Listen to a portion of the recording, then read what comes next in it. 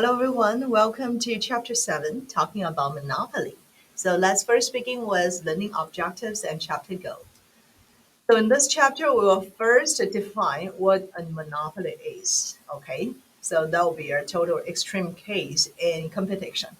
And then we'll explain why price will exceed marginal revenue in monopoly. So this part will be very different from perfectly competition, right? In perfectly competition, we talk about that price will always equal marginal revenue. However, in monopoly, it will be a total different case. Price will always exceed marginal revenue. And then we'll describe how monopoly will set output and price. And then we would like to illustrate how monopoly and comparative outcomes differed from each other. So at the end, we will list the pros and cons of monopoly structures. The goal of this chapter is actually help you to understand how a market controlled by a single producer will behave. Okay, so let's see from the first part, monopoly. So monopoly, we introduced this part a little bit in chapter 6, right? But now in this chapter, we'll mainly focus on monopoly. So a monopoly is just one firm, okay? One firm in the market that produce the entire market supply of a particular good or service. There are some key characteristics. For example, it definitely has barrier to entry. Okay, if there is no barrier to entry, then everyone can just enter this market, and the monopoly will not exist anymore, right? And then we know the monopoly definitely enjoy market power. So market power over price and quantity. You can decide how much it will define. It will price for the products and how many it will produce. Only have one firm in the industry. The firm's demand curve is the market demand curve. Okay, so that will be totally different from perfect competition. Okay, perfect competition, we know the market demand curve will be the summation of all the different firms, right, at each price. However, in monopoly market, only one firm, so this firm's demand curve is the market demand curve. Let's look at the marginal revenue. So we know marginal revenue, if you still remember how we can build a marginal revenue. Marginal revenue will equal the change in total revenue divided the change in output, right? So the marginal revenue is the change in total revenue from a unit increase in quantity. Because a monopoly face a downward sloping demand curve, then the marginal revenue is no longer constant. How to understand this one?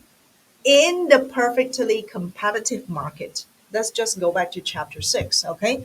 In a perfectly competitive market, we know if this is a single firm, right? This is the price, this is the quantity, this is the price, okay? We're fixed. If we say this is the market price fixed at P star, then the market demand curve is just a horizontal curve. It's just a horizontal line, right?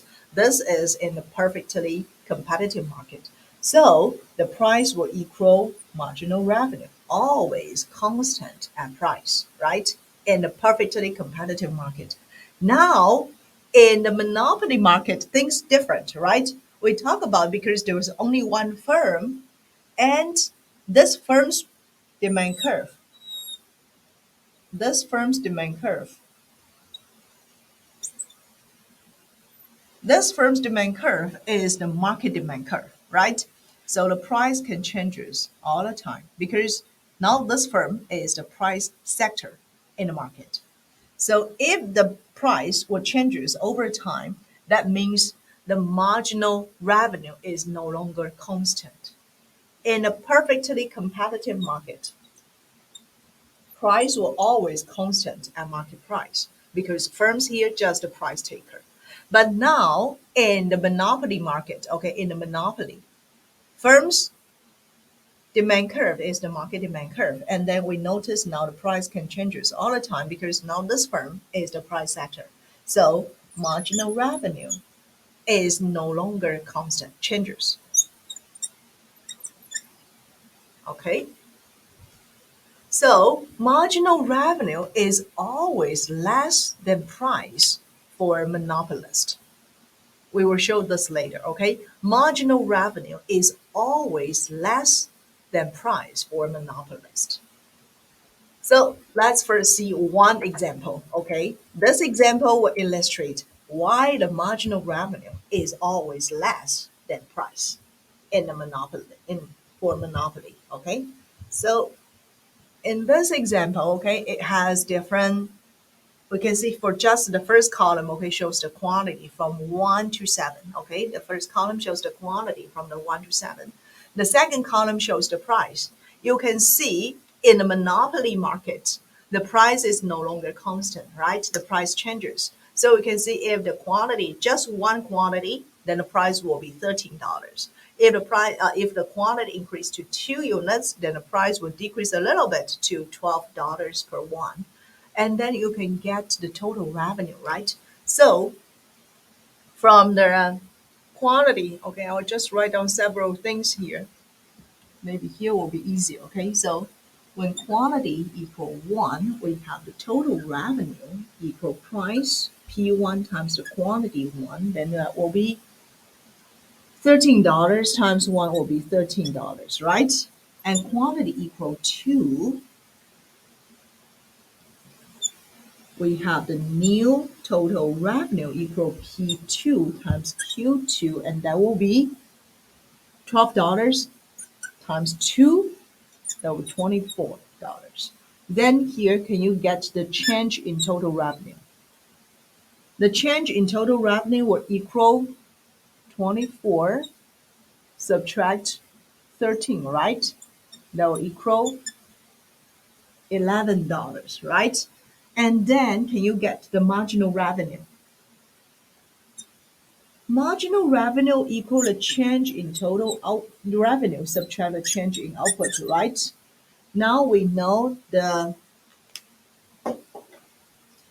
change in total revenue equal $11, right? And then what about change in output from 1 to 2? The change in output equal 1. So we can get the marginal revenue will just equal $11, right? $11. And then similar, okay, similar, you can get to when the quantity increased from 2 units to 3 units, you can get the marginal revenue equal $9. And from 3 units to 4 units, once the output increase, okay, from 3 units to 4 units, and you can see now the marginal revenue decrease, okay, from $7 to $5.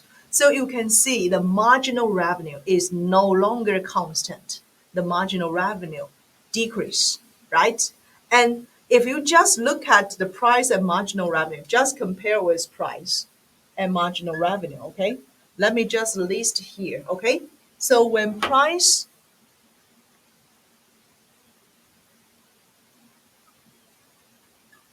the first unit of the quantity, okay, when the quantity equal 1, the price equals 13, right? And then when the quantity increase 2 units, we have per unit price equal $12, and then we have $11, and then $10, etc. Okay, the price decreases as output increase. And then let's see from marginal revenue. Marginal revenue at the beginning, okay, as we compute here, $11, right? And then we have $9, we have $7, etc. So you can see marginal revenue always smaller than price based on the comparison. Okay, based on the comparison, marginal revenue always smaller than price. And we can mark this graph. Okay, we can mark this one in the graph. So let me just draw the graph.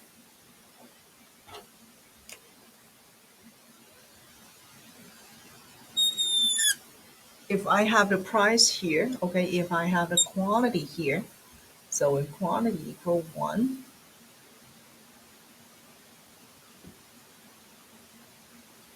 we have the price here that's saying $13. That will be, this is $13, okay? And then when price equal 2, we have in the quantity equal 2, we have that this one equal 12.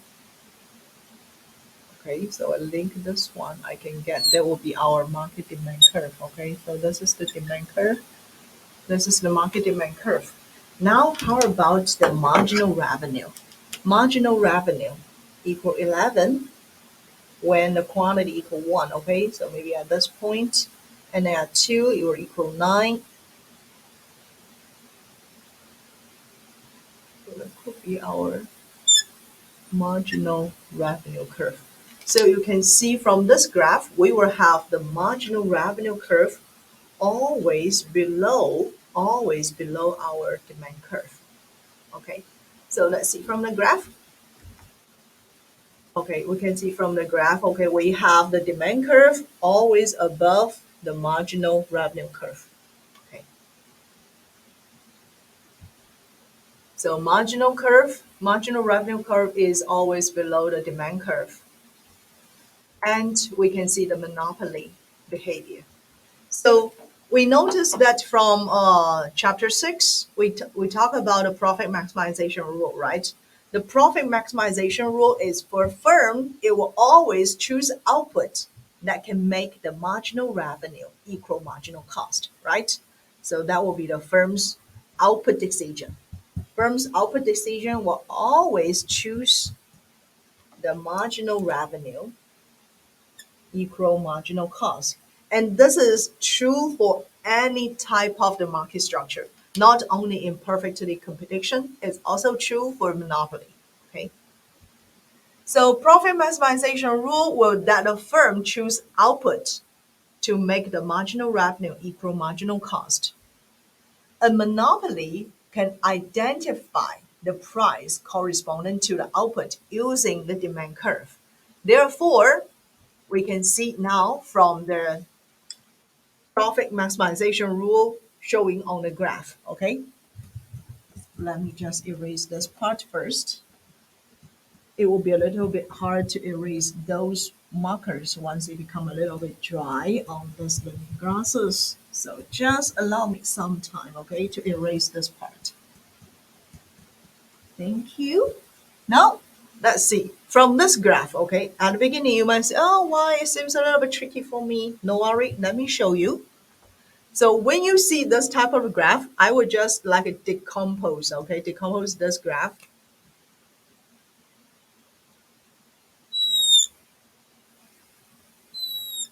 I will have a price here, I will have a quantity here. First, what I need to do is I will draw the average total cost curve, okay? So this will be my average total cost curve. And then I will draw the marginal cost curve, okay? Marginal cost curve. This will be my marginal cost curve. Okay. And then what I need to do is I will draw the demand curve from here. Okay, I'll draw this one will be the demand curve. And then I can also draw a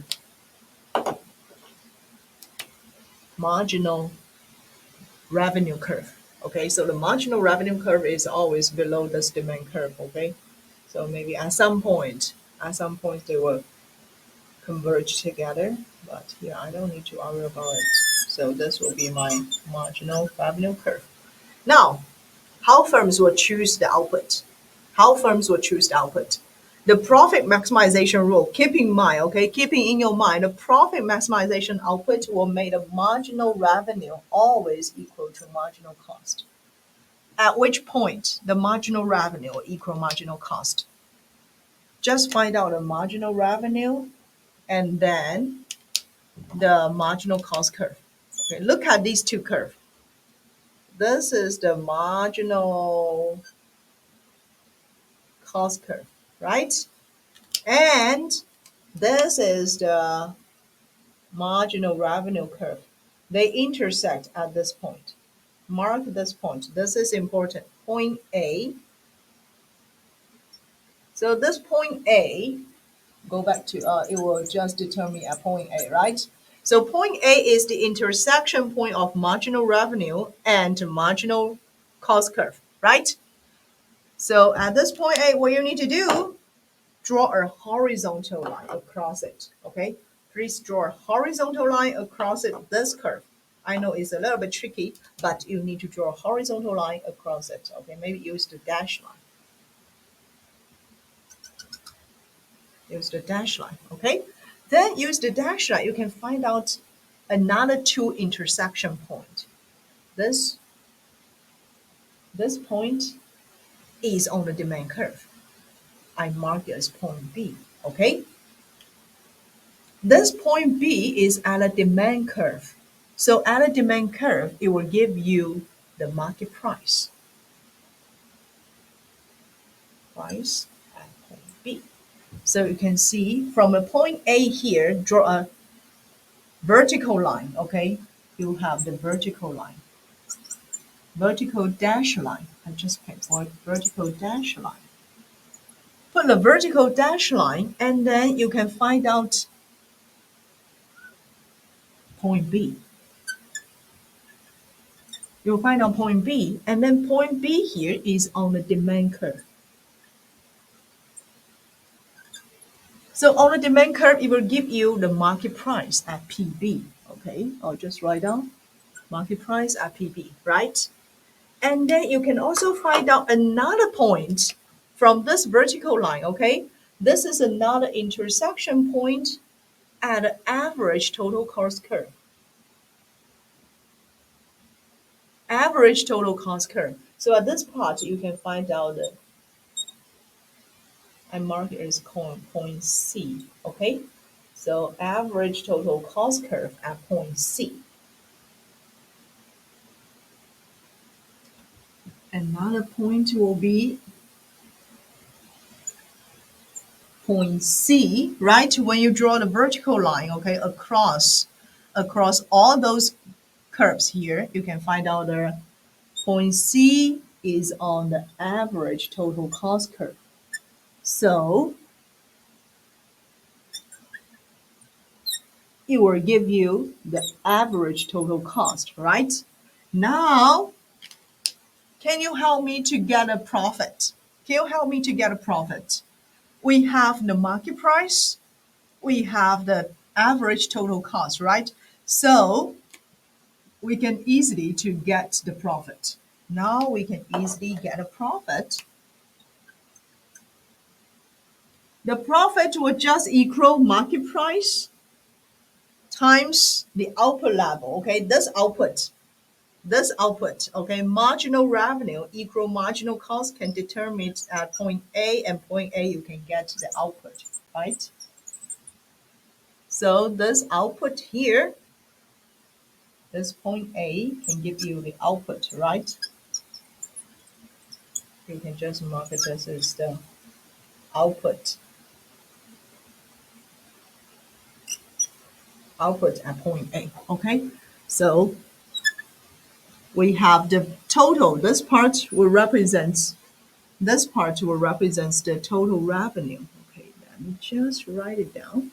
This part will be the total revenue. Okay, subtract the average total cost times this quantity. We can get the total cost, right? We use the total revenue, subtract total cost, we can get the profit, right? And then the profit is actually which area? Let me show this area on the graph. It's just this area.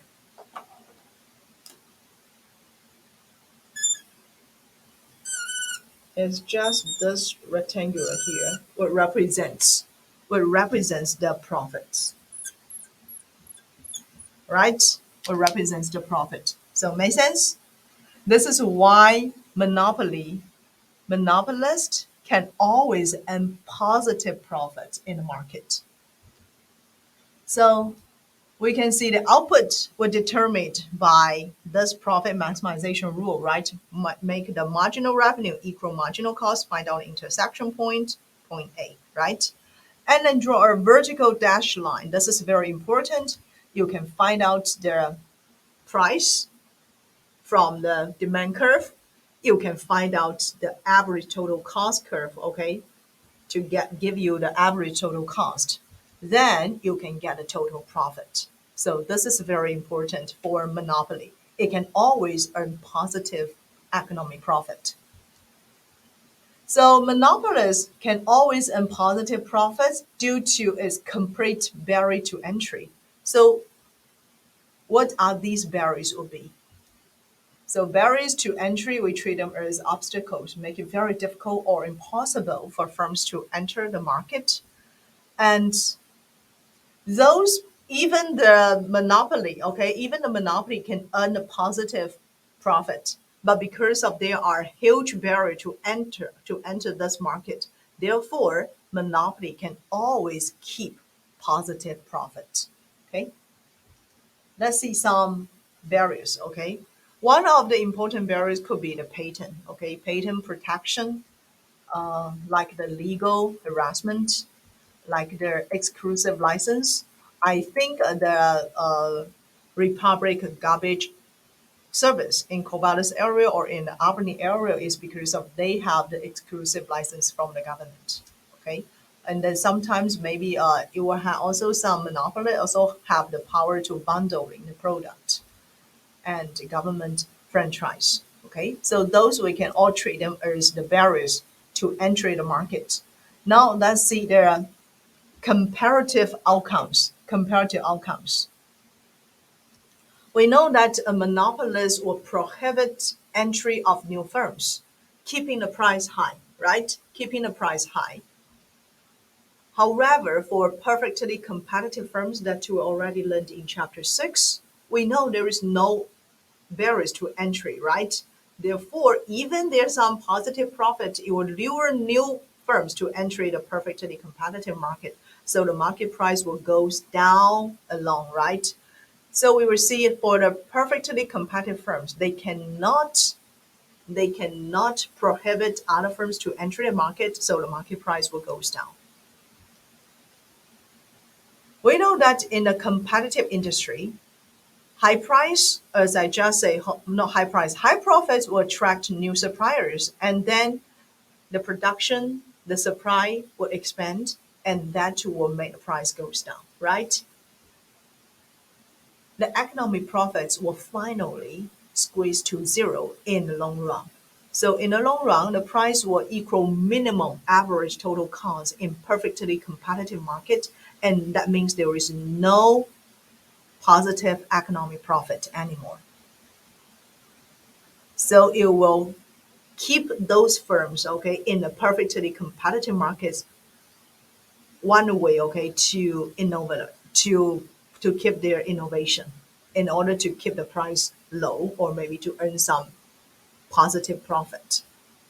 But in a monopoly industry, things will be totally different because it has a huge barrier to entry the market. Even now, we know this monopoly enjoyed a positive profit, but because of those barriers, then no firms can enter this market.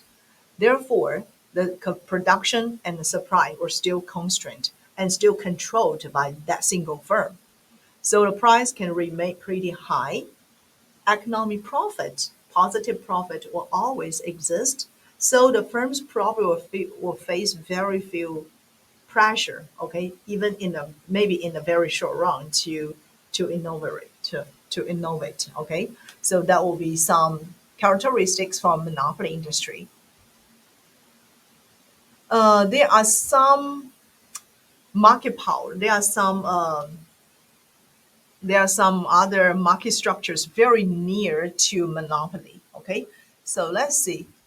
For duopoly, right? We talk about duopoly. So two or more firms, duopoly or oligopoly, can rig the market to replicate monopoly outcomes and profits. So we will see that in the soft drink industry, we know Coke and Pepsi, right? They trade as duopoly. Maybe sometimes they will collude together to act as a monopoly, right?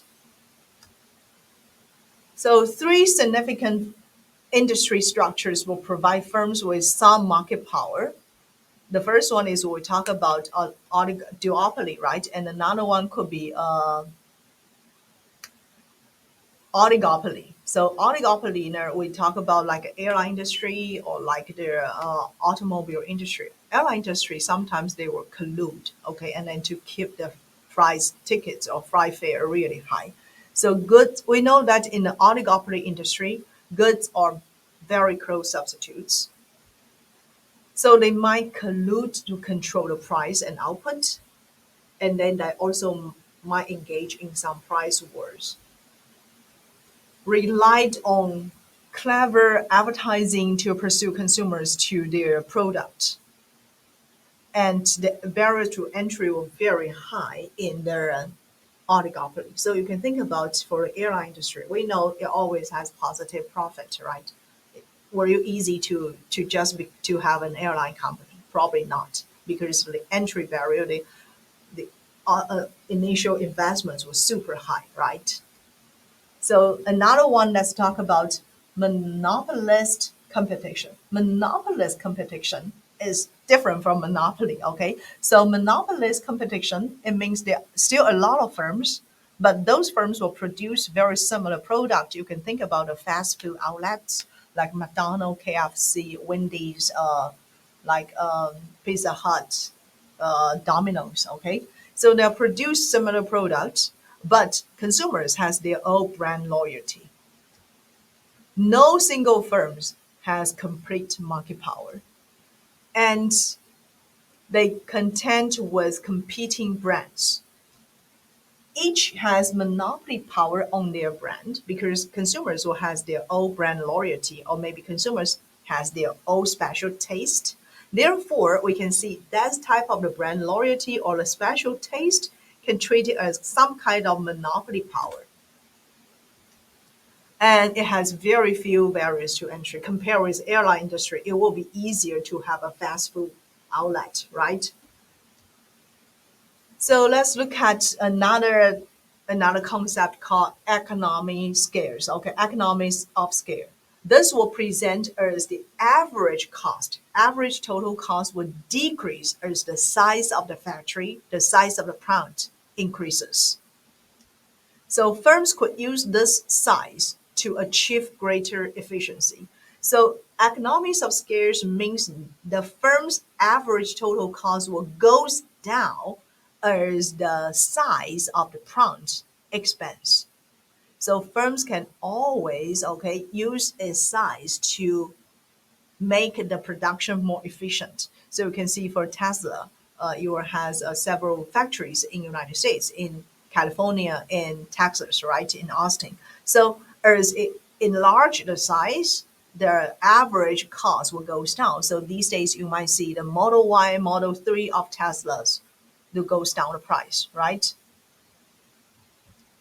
And a natural a natural monopoly is an industry in which one firm can achieve economies of scale over the entire range of the market supply. So this is a very special economies of scale. Okay, one economies of scale can reach by the natural monopoly.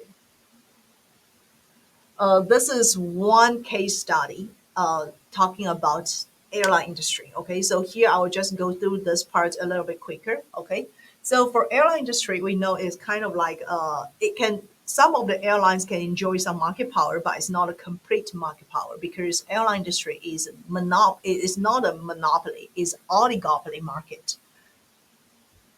So airlines looks competitive, but each airlines, okay, each air roads between cities, they are we can treat them as a limited market. For example, the market from Portland to Seattle, okay, from Portland to San Francisco, we can treat each road as a single market. It must analyze each road separately to understand the market power for the airlines. Let's look at some special things happen in airline. Airline price roads like a different depending on how many airlines fly that route.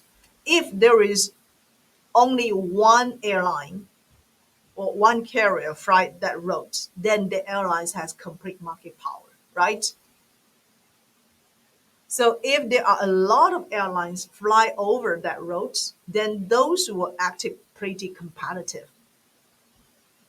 So you can see if there is some airlines, okay, some roads, maybe from Portland to Seattle, a lot of airlines flying this route, right? That will make the price competitive, compare with maybe Portland to let's see, Portland to Tokyo.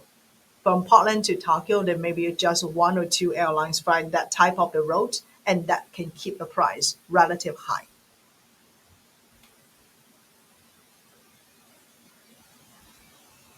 And then for the airports, okay, we know that sometimes the airports might dominate by one or two carriers, and that will make those tickets pretty higher than others. And some fares, we can see this is some result from the studies. Okay, so fares from the airports with one or two barrier are 45 to 85% higher than more competitive airports.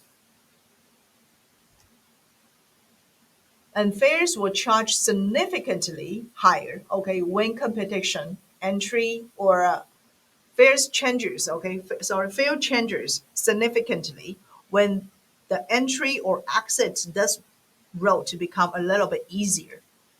So entry or exit can be used to assess the market structure on prices, and we know that monopolies might use a shock or temporary price reduction to derive out competition or discourage entry. This is a very special in economy, or maybe special in business as well. We call it as pred- predatory pricing. Okay, predatory pricing, that means, okay, if one, for example, in airline industry, if there is one airlines realize there may be some airlines will enter that route, it might just temporarily cut down the price really sharp, okay? And then will make there is no profits for other airlines to enter into that route, and that will be just driven out all those competitors. And for the large carriers, okay, large carriers, they will maintain the monopoly roads by owning landing rights and gates. So sometimes there are some, like what we say, the gates auction for the airlines. And most of the time, the big carriers, they can do better in the auction, right? During the gates or during the landing. So that will be make their flights a little bit, the fares will be a little bit higher if now the gates will be dominant by those carriers. All right, now let's look at the summary of this chapter. So this chapter is pretty easy. It's just talking about monopoly, and then the most important thing is to figure out why the marginal cost, why the marginal revenue is no longer constant in the monopoly market. And we also talk about how to determine the output in monopoly market and how to compute the profits. Okay, so several things we talk about in this chapter will be definition of monopoly. We also talk about in the monopoly, okay, why the price can always exceed marginal revenue. And then we'll describe how a monopoly can set output and prices. After that, we compare with monopoly and perfectly competition, right? And at the end, we'll also talk about one case study about airlines. And then we also talk about the pros and cons of monopoly structures. We know that for monopoly, I know in the short run, it might enjoy some market power. So the firms probably feel a little bit reluctant to innovate. However, in the long run, in order to keep this monopoly position in the market, monopoly should also do some innovation, right? So that will be the end of this chapter. Thank you so much. Thank you.